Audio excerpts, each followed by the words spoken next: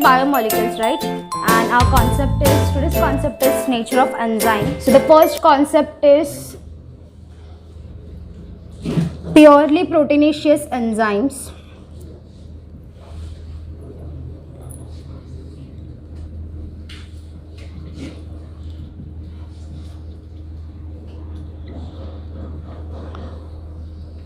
And your second concept will be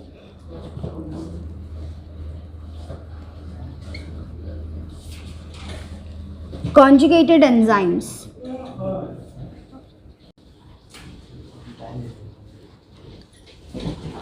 Okay. So purely proteinaceous enzyme are those enzymes which basically proteinase and then split into two equal proteins. Okay. Means we have seen enzymes are basically what? Enzymes are what, guys? They are catalysts, right? So they have various functional groups. Okay, so they can carry a aldehyde group, a ketone group, and even ester group, right? We have seen that with nucleosidic bond, right? So basically this enzymes example which relates to it is they can split into two proteins. Fine. And conjugated enzymes are made up of protein to which a non-protein prosthetic group is attached. Non-protein prosthetic group is what? What is prosthetic group? Basically prosthetic group is some group which is contained with a component such as some different elements other than carbon atom. Okay, which is not a part of your protein molecule. So this group is known as a prosthetic group. Okay, and the prosthetic group is firmly bound to the protein component by chemical bond and is not removed by hydrolysis. So prosthetic group which is not a part of your protein, which is a different part. Okay, so this group is chemically bound and is removed, means it is not removed by hydrolysis. If we hydrolyze means what? We are going to increase the, it's not addition of water, we are going to increase the concentration of H plus ions, right? By which the chemical bonds in the component which will get be dissociated. Means जो chemical bond है actual protein में, ठीक है, prosthetic group के या prosthetic group जो है जो which is not a protein part, right, हम उसमें H प्लस आयन जो है उनका कॉन्सेंट्रेशन इंक्रीज करेंगे. Fine, so that is mean कि हम उसको हाइड्रोलाइज कर रहे हैं, बट इसके बावजूद भी कि प्रोस्थेटिक ग्रुप को हम रिमूव नहीं कर सकते हाइड्रोलाइज करने के बावजूद. Fine. If the prosthetic group is removed, the protein part of the enzyme becomes inactive. तो अगर हमने prosthetic group को remove कर दिया, ठीक है, वो एंजाइम का एक पार्ट है, राइट, कॉन्जुगेटेड एंजाइम में. फर्स्ट एंजाइम क्या था हमारा, जहाँ पे प्रोटीन पार्ट है, जहाँ पे प्रोटीन क्या होने वाला है, स्प्लिट होने वाला है.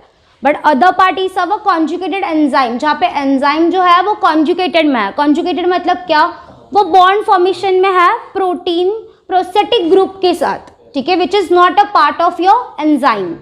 वो एंजाइम प्रोटीन का पार्ट है ही नहीं, बट ऐसे वो कॉन्जुगेटेड में है. उसने बस just for sake, just for reaction to continue होने के लिए वो हमने एक इंटरमीडिएट बनाया है, ठीक है, ऐसा कॉन्जुगेटेड एंजाइम, ठीक है. तो उसमें प्रोस्थेटिक जो पार्ट रहने वाला है वो केमिकली बॉन्ड वाला कंपोनेंट होगा. Fine, done, right, are you getting, right, okay. So अगर हमने वो प्रोस्थेटिक ग्रुप को रिमूव कर लिया, ठीक है, तो एंजाइम जो है वो इनएक्टिव हो जाएगा. इनएक्टिव मतलब व्हाट, कि अगर एक रिएक्शन जा रहा है, assume if A plus B is reacting in presence of enzyme catalyst, your enzyme is your catalyst. Fine, assume the reaction is taking at -5 degrees Celsius around for 20 minutes. Fine, so if this enzyme catalyst is present, then only under this condition the reaction will be going to take place. For what? For A and B, the product, we'll see the formation of product is C. We'll just take an example, okay? If this enzyme catalyst is not present, the reaction is not going to go, because there is no initiation for the reaction. Means we have to carry out this reaction under these conditions, right? And the enzyme is going to take part and will accelerate the two molecules to form a product C. So if enzyme is not there, if enzyme is inactive, the reaction will be going to take place or not? No, right? So this is the concept over there. Fine? Yes. If the prostatic group is removed, the reaction is not going to take place. Okay? The enzyme will become inactive and will not get the product. There are enzymes which require certain organic compounds and inorganic ions for the activity. There is another characteristics. Enzymes require certain components, fine, to like inorganic ions. For example, we can say it require sodium, Na, or it will require zinc, Zn. These are the they had vacant d orbital, right? Actually, we can say enzymes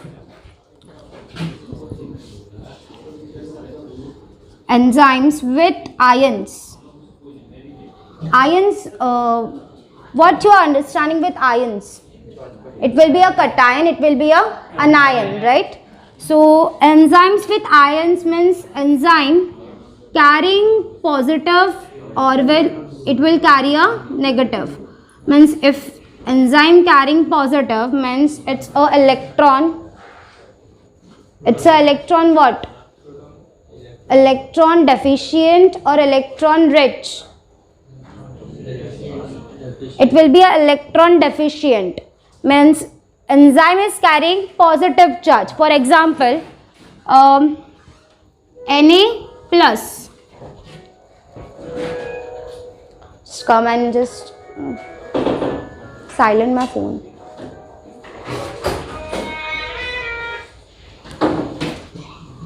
Okay. So this is an example, just an example, that enzyme with positive charge. For example, we have taken sodium metal, which can also be a part. This ion can form a conjugated bond with an enzyme. Fine. Our enzymes are basically what? It will be purely a pyrimidine and purine ring, right? So the sodium will attach with some over to nitrogen bond or somehow over to carbon bond. Probably it will attach to double bond conjugated with basically double bonded carbon or with nitrogen compound. Fine. So if it is electron deficient, this will be in a positive charge. The anion will be carrying positive charge. If the enzyme is electron rich, for example, we can say nickel, or we can say zinc also, we can say arsenic also. If enzyme is electron rich means what? Enzyme will carry negative charge. Mean the whole enzyme moiety will carry negative charge. For example, we can see this is enzyme moiety, nickel.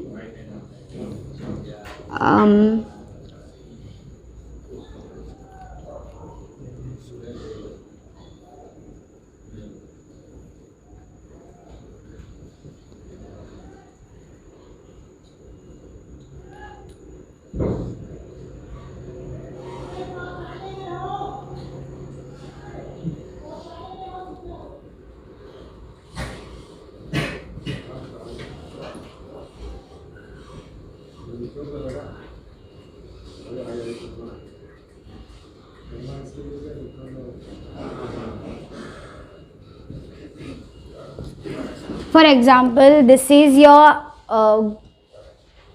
conjugated part of your enzyme, fine, and this is your nickel, which is conjugated, which is a conjugated enzyme, which is an example of conjugated enzyme. In this nickel, Well, the whole enzyme, nickel is carrying negative charge, right?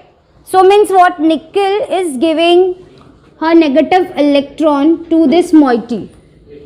Okay, so that's what they have mentioned. उन्होंने वही mention किया है कि somehow they will carry organic compounds or inorganic compounds. This is your inorganic compounds because this is without carbon. It's a single element, right? Nickel, zinc, arsenic or sodium. If we can say, if we talk about organic compounds, it may be a methyl group, right?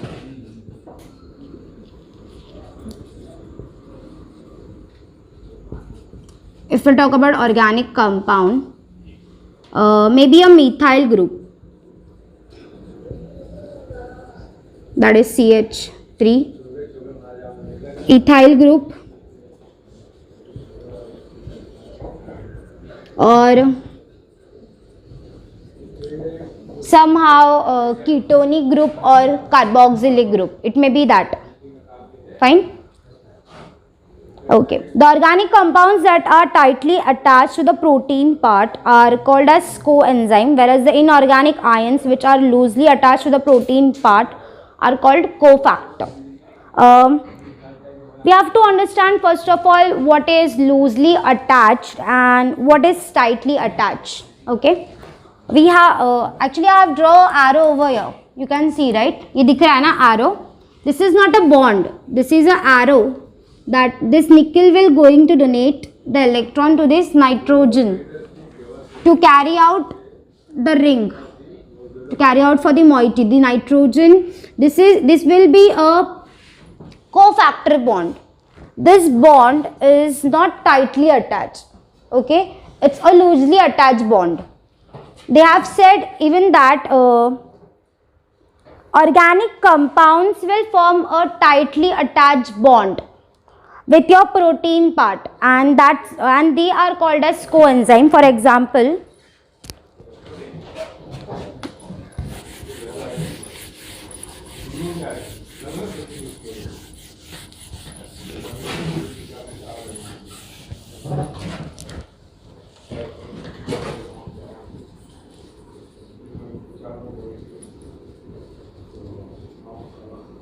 if this organic compound, we'll say methyl group, that is CH3.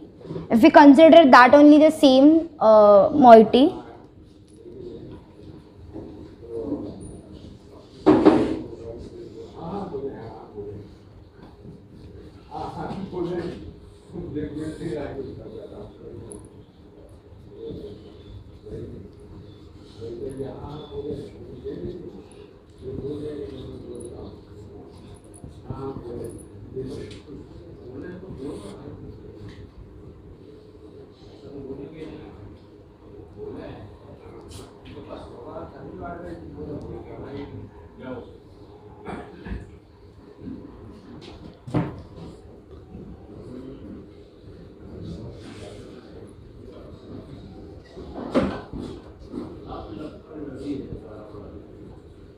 okay, so consider this. This is a methyl group. Okay, so this is a moiety in which this part is a organic compound which is attached to your protein part. Fine. So this bond, this C double bond and CN bond is your tightly attached bond which is not going to break easily. Fine. But in case of this inorganic compound which will not include your carbon, right? If we have seen that CH bond, it's much stronger bond, right? We cannot break.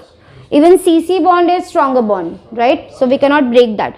But in case of inorganic compounds, the simple bond is going to take place. Nickel means your inorganic compounds for, I can say, sodium, your nickel, zinc, arsenic, gold, platinum, and even your copper.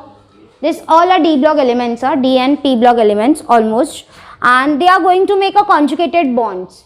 Conjugated bonds are made by giving by giving ions to the other substrate.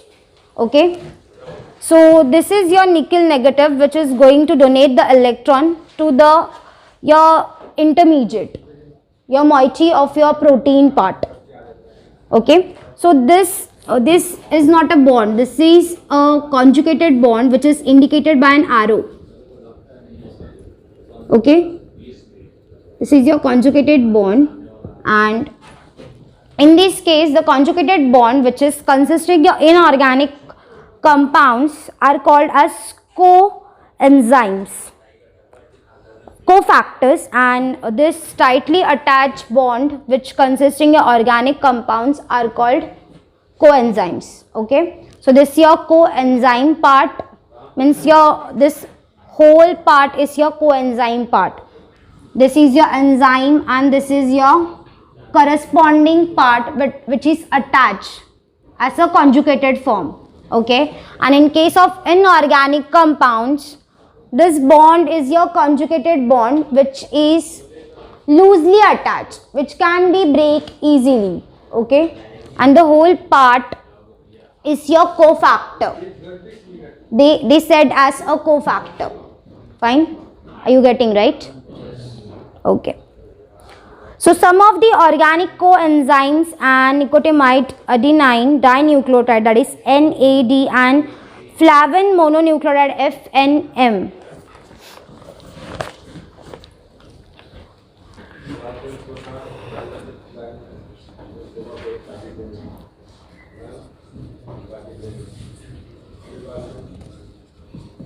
Your organic coenzymes are 2 NAD, nicotinamide adenine dinucleotide.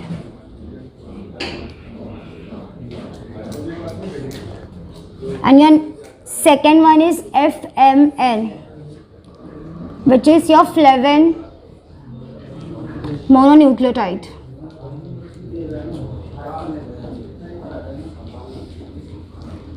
Okay, and your inorganic ions of metal which act as a cofactor, which will include magnesium,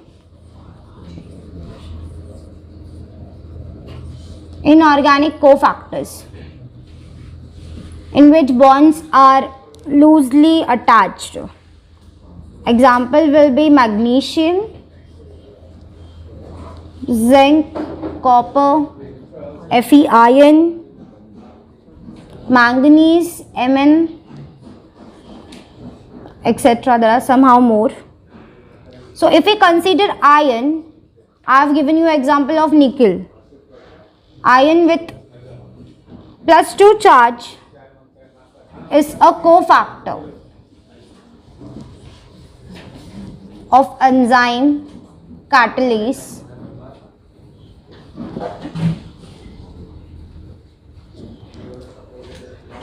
And manganese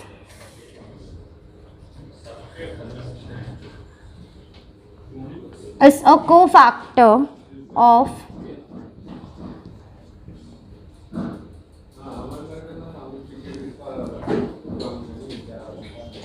peptidase. Often metal cofactor are referred to as enzyme activator. Again, the important part over here. Organic coenzymes having a 2 example, that is nicotinamide adenine dinucleotide. Nicotinamide adenine, which is your base part, this will be your base part. NAD will be contributing your base part,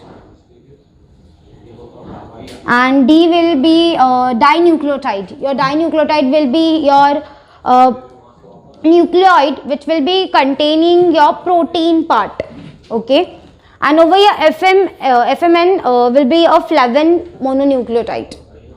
And inorganic cofactors which will be dealing with your inorganic ions, basically which having a vacant d orbital and with electrons, which can donate the electrons to somehow some organic parts of your purines and pyrimidines ring, which is your protein part, right?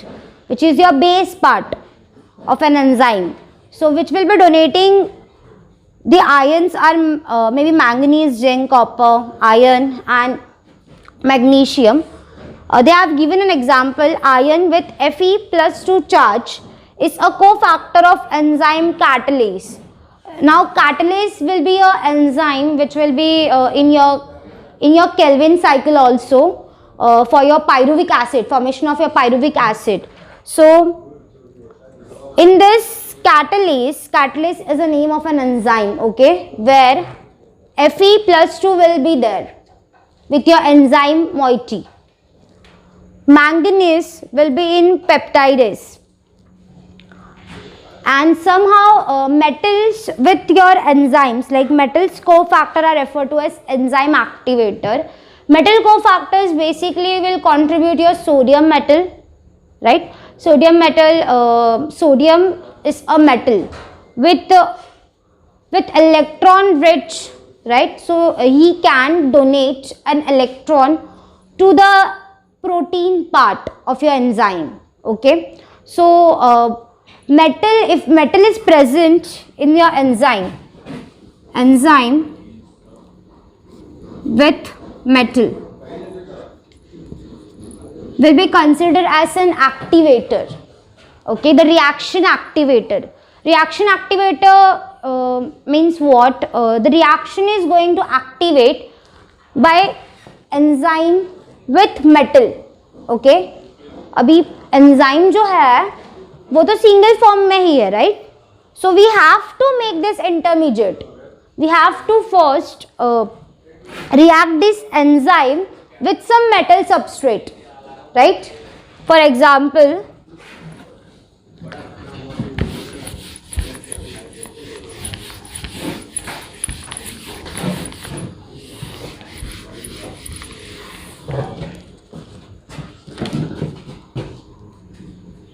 this is your metal and this is your enzyme. So first we have to going to make metal react with enzyme, and metal will not form a proper permanent bond with enzyme, okay. Metal will always form a conjugated bond. For example, nickel is a metal, right? Platinum, copper, zinc, metals, right? Even your sodium metal, right? So for consider nickel or sodium and enzyme, any enzyme, basic enzyme, say a catalase only, fine. So somehow other enzyme, so this will form a bond with arrow, like the bond will be in this way, that the arrow will leads towards enzyme. This arrow leads towards enzyme is what? The metal is carrying electron, okay. The metal is going to donate that electron to this enzyme, fine. If consider enzyme is having carbon, this will be your enzyme, right? This is your part of enzyme, your purine ring, right? So if we consider this carbon with vacant empty orbital, okay, means carbon is empty with a orbital, he can form a bond with this orbital. So this metal gonna do what? This metal will do donation of electron to this carbon.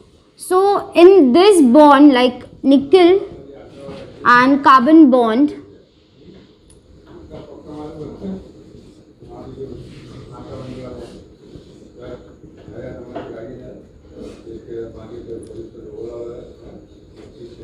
these two electrons will contribute to what? Nickel.